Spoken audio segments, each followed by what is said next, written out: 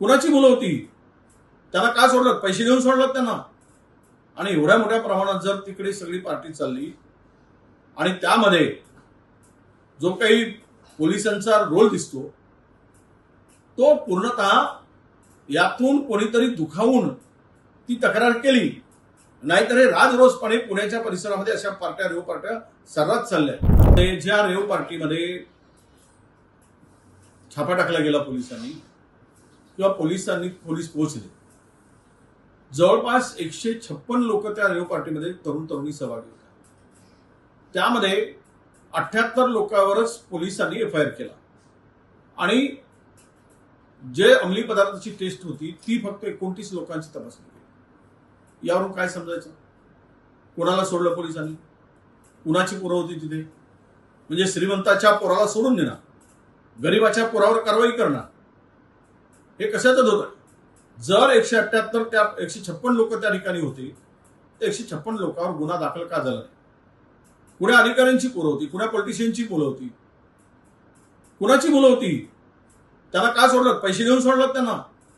आणि एवढ्या मोठ्या प्रमाणात जर तिकडे सगळी पार्टी चालली आणि त्यामध्ये जो काही पोलिसांचा रोल दिसतो तो पूर्णतः यातून कोणीतरी दुखावून ती तक्रार केली, नाहीतर हे राजरोसपणे पुण्याच्या परिसरामध्ये अशा पार्ट्या रेव पार्ट्या सर्रास चालल्या. इतक्या मोठ्या सगळ्यामधून ड्रग्स वापरला जातोय, तरुणाई उद्ध्वस्त होत आहे आणि पोलीस झोपल्यागत महाराष्ट्रातील पोलिसांची परिस्थिती झाली.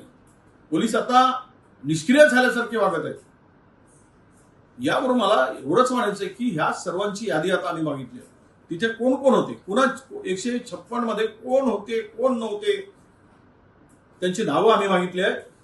त्यामध्ये 78 लोकांवर जी काही कारवाई दाखवली गेली त्यामध्ये 78 कोण होते आणि फक्त 29 लोकांची टेस्ट का केली गेली याचाही जर माहिती मिळाली तर यामध्ये पोलीस, महाराष्ट्र पोलीस ही कोणावर कारवाई करण्यासाठी दजावत आहेत हे स्पष्ट होईल. आणि मला वाटतं या सगळ्यामधून एक गोष्ट लक्षात घेतली पाहिजे, या रेव पार्ट्यामध्ये प्रशासनाचा, पोलिसांचा आशीर्वाद असल्याशिवाय या पार्ट्या घडूच शकत नाही आणि त्यासाठी या सर्वांची चौकशी करून कारवाई होण्याची अपेक्षा आहे.